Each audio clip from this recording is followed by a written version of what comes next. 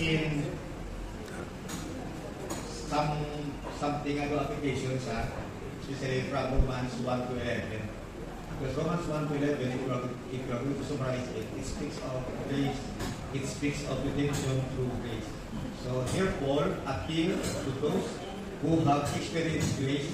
Therefore, okay, so brothers, by God's mercy, present yourself as a living sacrifice, as in holy, and that is the spiritual worship. So what does it mean to be truly live for God in a world today that often values productivity over piety or righteousness? So ano ang siningon nga magkabuhi kita bilang mga katawan sa Diyos, in which ang nagkapalibot sa aton are most of the things valued are productivity over righteousness or faith. In our text, si Apostle Paul is appealing to present our bodies as a living sacrifice, a life wholly devoted to God. Why does Paul say living sacrifice? In the Old Testament, once an Israelite nag-sacrifice sila, they are sacrificing sa mga dead offerings, such as animals without blemish. Hebrews 10 is saying, no more blood sacrifices are needed. So in the Old Testament, sa subong, believers respond to God's mercy not by offering dead animals, wala na kita offer dead animals, but by offering ourselves, no, full nga kabuhi or full lives as our continual act of worship. Sa Old Testament, ang mga tao gahalat sapat to atone sa ilang sin sa tubang sang Ginoo. So initial nga text, as in, we can consider this as a personal call of God to His people, to each one of us, which is ang atong galiyang mission or our what do you call that, our purpose here is not just simply to live in our own selves, but to give ourselves to the one who gives us life, or to worship the God that gives us life or owns us. So, siguro pinita ikamangkot, kumusta sa kung nga aton nga kabuhi. Maybe we are also too busy sa mga ipupunta sa day-to-day, business, work, office, family. But we come to forget, maybe, that our life actually should reflect as act of worship. Not just simply going to church. Of course, that's one way of worshiping the Lord. But in our day-to-day life, the life that we have here, which was graciously given to us daily by the Lord, it should be served as a living sacrifice. It means to say, our mind, our heart, every details ng life natin, maging conscious kita, hey, this is a life that should be given to worship God. Kung sa opisina ko, I should count this as an act of worship. If I am in a business, I should act as this is the way of worship. So, as in, living sacrifice is our daily, continual worship or act of worship to God. And you know what?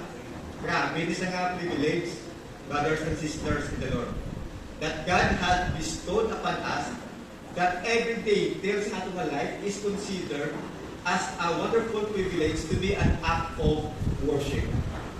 Hindi kita malipat that our very nature is sinful. We are totally depraved due to sin.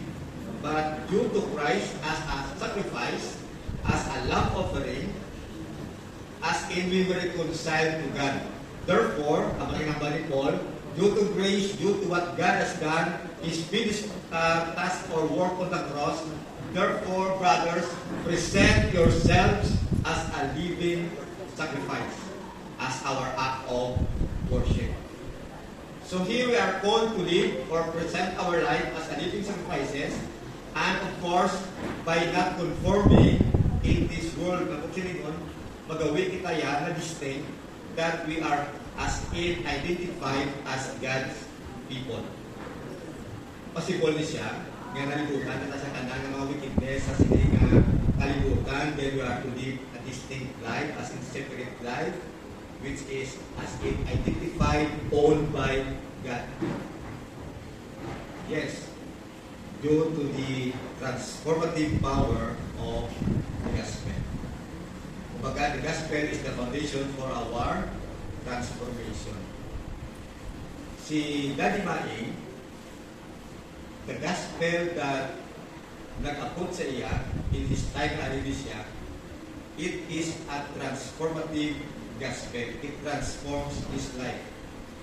So, mga utod, the gospel that we are enjoying right now was the same gospel that Daddy Maing enjoyed, as in sa iyang time nga tawag siya sa Ginoo to enjoy sang presensya sa Ginoo in such a way nga atone or reconcile siya sa Ginoo through Christ. So nakabuhi siya a full life, not because nga everything sa iya is perfect, but in every step ni Daddy Maing, there was a privilege for him to offer himself as a living sacrifice. Ang relevant sa sining celebration natin sa 100th birthday ni Daddy Maing, a faithful, loving husband and father, nga inisa na celebration, nagpakita at nag-inspire sa aton, at the same time remind sa aton of God's faithfulness sa iyang pagbuhi. That because of that, he has such a growing desire in his life to draw near to God in such as in dako na sa testimony sa kabuhi niya, nga it's because ang iya nga kabuhi as in drawing near to God because of the transformative power of the gospel. O kita lang pagayag sa Ginoo we ginatang ko God. The goodness is God's grace as in nag-abot sa kay Daddy Maing that he become a person, a father, a faithful believer that keeps on growing samtang buhin siya nearer and nearer to his God.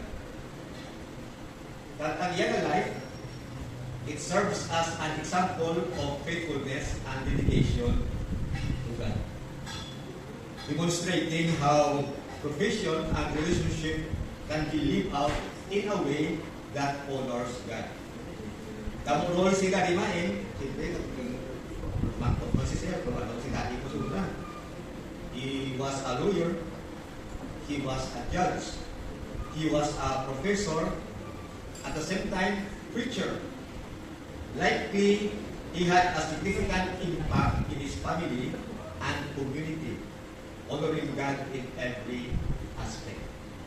So when Paul said that, give yourself or present yourself as a living sacrifice, it does not mean that as in perfect ka, as in mas labaw ka sa iba. It does not mean like that. It means to say, as we connect this to Daddy Maing, that in every aspect of your life, in every angle of your life, you are a lawyer, you are a judge, you are a father, you are a professor, as in inside of it, there is such a big role of God. At the same time, ang motivasyon mo ang Ginoo, that as he done his job as a lawyer, he is honoring God. As he is a father to the family, he is honoring God. As he is a professor, he is honoring God. His life will live as a living sacrifice, will continue to inspire and influence others even though he was long gone. Ang isang impact sa kabuhi nga ginlive mo as a living sacrifice. So this celebration of 100th birthday is also, of course, our opportunity to reflect on God's mercy and faithfulness throughout His life, acknowledging the good works and fruit of His labor. For sure, kung mas makahambal ka mo sa inyong mga na-experience kay Daddy Maing, ang impact niya sa inyong mga kabuhi. Siguro kung istorya akong tabo, sa isang kita mag-share, maghahanap kita nila. Kita ko kang pribaho sa buwas, kaya sige kita share sa mga testimonies. Pero the point is, it is how good God is to Daddy Mai. That in spite of such imperfection, weaknesses, God is so good and gracious that He gave Daddy Mai a wonderful life, and this life is as in dedicated to live full because of such consciousness and deep awareness that I am here to give glory and serve and give my life as a living sacrifice. Mga utod sa Ginoo, in isang celebration, si Daddy Manning, sigurado ko, nag-enjoy siya kay Magod sa iya ng pagtubo kay Kristo. Nag-enjoy siya sa mabuhay niya, subong nga perfect, looking as in everlasting. Yet, in isang 100th birthday celebration, it will be a blessing to us. Why? Because it will remind us of how we should live our life here sa Tagbuwit kita. Do we inspire people to live better? Are we inspiring people na they will also to move on and live better because this is something in us? This is a power in us or from us which came from God. Siguro, ini sa mga butang, katalimtan natin because we are too busy in our, of course, daily life. And maybe we take this for granted. But this occasion, ma-fuel, at the same time, ma-bugtaw kita. Unlike, hindi na sa kisira-sira or whatever will be, or it's not just simply something about myself. What I'm going to know that when time comes, na ako ulit sa Ginoo, then people will say something to me. They will see God in my life. At the same time, they will see my life as dedicated, whole by God, empowered by God to do what is right and of course what is pleasing to Him. So as we honor the memory of Daddy Mai, let us not stop at admiration and let us move toward imitation. Let His faith magaprovok sa aton into faithfulness. Let His perseverance steer us to endure, to do right thing, good things, to be a channel of blessings, even sometimes we don't have any, we don't hear any thank you or as if we were not being recognized. So let this occasion be as in opportunity to imitate Him. Looking at His devotion, let His devotion awaken us into a deeper love for God or for Christ. Don't let this memory, 100th birthday, nga as in simply a simple nga occasion. Let it become a call to renew our obedience, our kung nga day-to-day nga life nga as in para lang sa aton, para lang sa, as in wala impact sa tao. The point is, life is short. All of us will come to the state na gini-enjoy ni Daddy Mai.